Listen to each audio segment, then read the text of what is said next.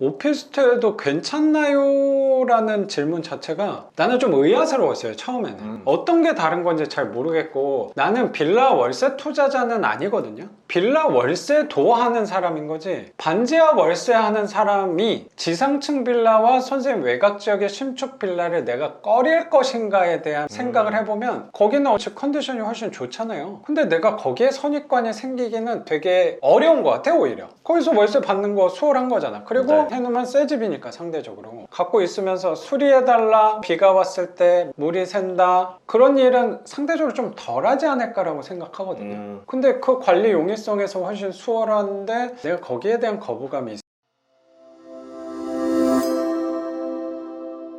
그 수강생들이 이제 이미 다주택자에 계신 분들도 있고 하면은 지방 쪽으로 요새는 투자를 해야 된다 이렇게 말씀하시는 뭐 유튜버들도 계시고 한데, 또 거리상 지방까지 가기에는 좀 그렇고, 그러다 보니 앞으로 투자 방향성 작가님의, 그리고 수강생들한테 어떤 식으로 코칭을 해드릴 건지 그런 것도 좀 궁금했어요. 선생님 방향에 대해서는 월세로 늘려나간다에 대해서는 방향을 잡은 거네. 저는 단적인 목표는 그냥 딱 300, 월세 300 만드는 게 목표고, 그 다음은 500 정도까지 또 해보고 싶고 이렇게 하고 싶어요.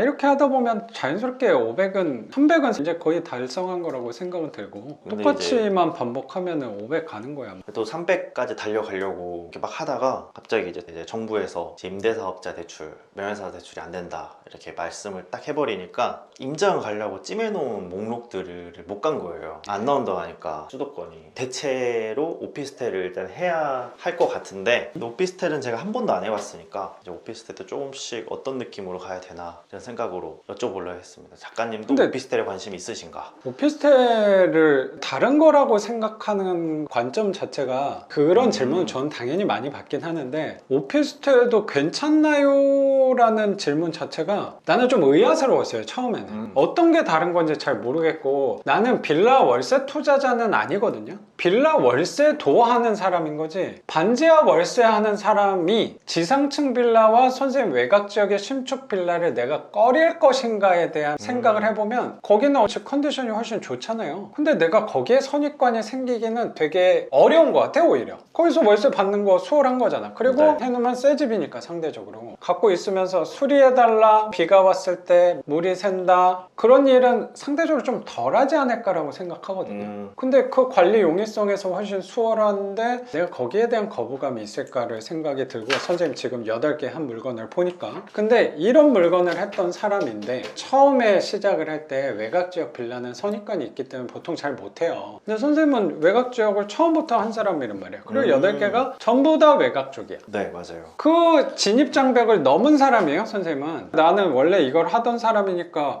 이게 뭐 불편한가, 선입관이 뭐가 있어 라고 생각을 하는 거지, 선생님은 월세 수익만 좋으면 된다라고 생각하는 사람인 거잖아. 맞아요. 근데 오피스텔은 뭐가 다른데? 오피스텔도 수익률이 나오면 한다 이런 마인드인데, 어떻게 보면은 작가님의 집 중에 오피스텔은 없잖아요. 그거는 굉장한 오해예요. 내가 오피스텔 입찰하지 않은 게 아니에요. 오피스텔은 낙찰을 못 받은 거예요. 왜냐면 제가 지금까지 했을 경우 안에서는 주택도 똑같이 수익률 기준을 세우고 입찰을 했을 때 오피스텔 낙찰 확률이 적었던 거예요. 오피스텔의 땅의 지분이 적으니까 별로야 라는 개념으로 안 한 건 아니에요. 그리고 이 오피스텔이란 단어도 저는 조금 구분을 했으면 좋겠는 게, 오피스텔이 보통 사람들이 말하는 오피스텔은 수도권 도심 쪽에 원룸이 빼곡하게 차 있는 오피스텔을 보통 사람들은 오피스텔이라고 나는 단어를 쓰는 것 같은데, 저는 그런 오피스텔은 그렇게 좋아하지는 않아요. 핵심 지역에 있는 원룸 오피스텔은 난 별로 안 좋아해요. 선생님도 많이 해봤으니까 물건 찾으면서 보셨을 거라고 생각하는 게, 저층의 오피스텔, 위에는 아파트 아니면 빌라 이런 게 껴있는 오피스텔도 있단 말이야. 인천에도 있고 서울에도 있고, 이 수도권 쪽에서는 빌라형 오피스텔도 꽤 많다고 생각하거든요. 맞아요. 어떤 물건인지 알죠? 네, 형만 그렇게 해서. 그거는 아마 용적률이나 건폐율 때문에 세대수를 더 뽑아내기 위해서 주택으로 안 하고 오피스텔 용도로 허가받은 물건일 거니까, 그거는 선생님 지금까지 했던 물건이랑 방 2개짜리 3개짜리 물건들도 되게 많을 거예요. 겉으로는 빌라처럼 생겼는데 용도만 오피스텔인 거예요. 그거는 대지 지분이 또 적지도 않아. 아마 마전동에도 나는 그런 물건들을 좀 봤거든요. 그런 거라면 어떤 부분이 차이가 있을까라고 오히려 난 생각하게 되는 것 같고, 오피스텔 했을 때 저는 오히려 요새는 더 장점이 많다고 생각하는 게 뭐냐면, 첫 번째는 취득세예요. 네. 취득세 지금까지 하면서 중과는 하나도 없었어요? 네, 다 1%. 다 1%로 한 거야? 임대사업자 넣고 한 거야? 아니면은 다 공시가격 1억짜리 1억 이하만 1억 이하로만 한 거구나. 네. 만약에 1억 초과를 한다고 했을 때 8% 12%도 낼 수도 있는 거잖아요. 주택으로 했을 때 네, 8% 12%보다는 오피스텔 취득세가 나는 고정이라서. 오히려 적잖아요. 상대적으로. 아, 네. 그러면 나는 취득세가 상대적으로 오피스텔이 유리한 걸 수도 있는 거야. 한편으로는. 선생님은 지금까지 1억 이하만 하다 보니까 1%에서 4% 내려고 하니까 부담스러워. 그건 상대적인 부분이니까 그게 맞아요. 아까울 수도 있는데 네. 어떤 사람 8% 12%보단 4%가 더 적은 거 아닌가? 라고 나는 생각할 수도 있을 것 같고, 또 보유세에 관해서도 분명히 주택하고 오피스텔, 재산세는 오피스텔이 더 많이 나올 건데, 선생님 아까 말씀하신 대로 오피스텔을 임대사업자로 등록하면 그것도 줄일 수 있단 말이에요. 근데 나는 재산세를 줄이는 것보다 저한테는 더 중요한 게 다주택자고 보유세가 부담스러울 수도 있잖아요. 선생님도 계속 늘려가다 보니까 그 보유세에 대한 걱정, 두려움이 생길 수도 있을 건데, 지금은 괜찮은데 더 늘려나갔을 때 이 보유세, 특히 종부세가 갑자기 많이 나오면 어떡하지에 대한 두려움이 분명히 있을 것 같거든요. 사실 재산세보다는 종부세가 더 두려운 사람일 수 있을 것 같아요. 맞아요. 근데 네.